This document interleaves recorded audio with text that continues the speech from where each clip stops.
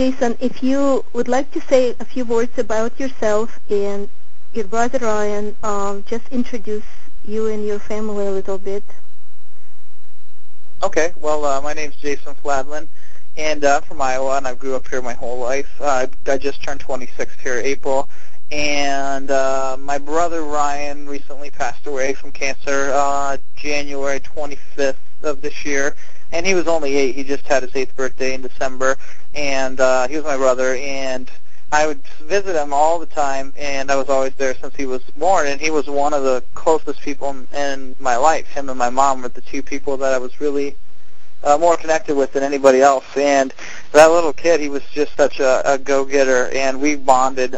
He would he would just totally use the same language I would use, and he looked up to me as a big role model, so it was very hard for me, but he had what is called diffuse pontine glioma, which he was diagnosed with in June or July of last year of 2008, and it's a very unknown cancer because it's so rare and it only affects children, and they do not know what causes it. They have no known cause for it, and they don't quote any survival rates, Rita, because they don't know any cases of anybody who's ever survived it. And if people who are diagnosed with diffuse pontine glioma, if they actually survive, they think that it probably was misdiagnosed because it's on your brainstem, and you can't biopsy it, and that's the only way to confirm a cancer is to biopsy it, and so you can't cut into it because it's on too delicate of an area. So it's really probably the worst cancer that there is as far as the mortality rate is concerned. Wow, that's extremely sad. Well, I know he was just only 8 years old. Oh my gosh. Yes. Yep. And how did you find out, or your family?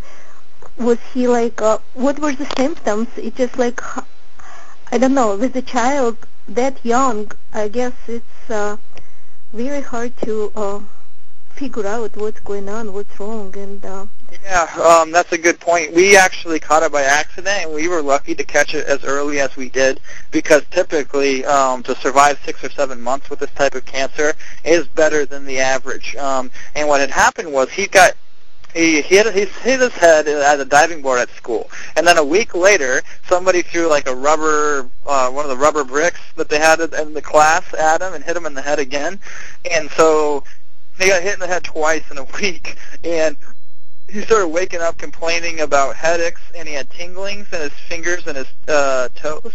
And at the time, his gait is what they call it. It was off kilter to where he would be very awkward as far as, clumsy. And so my mom just thought he had a concussion. Obviously, you don't think, cancer. So she had a concussion. They did an MRI, and they found the spot. But they couldn't diagnose it at the clinic that he went to, so they sent him up to the Iowa City clinic, because I'm in Iowa, and Iowa City has one of the best on-call, cancer staffs that there are, and they immediately saw it right away, and they're like, this is a malignant tumor, and we're like, oh my God, because, you go in to do a check on an MRI for what you think is maybe a concussion in worst-case scenario, and then all of a sudden you find out that he's got one of the worst cancers that is known right now to humankind. So that's how we found out. It was totally a shock. And then kind of the symptoms started making sense that were there because, like I said, the gait.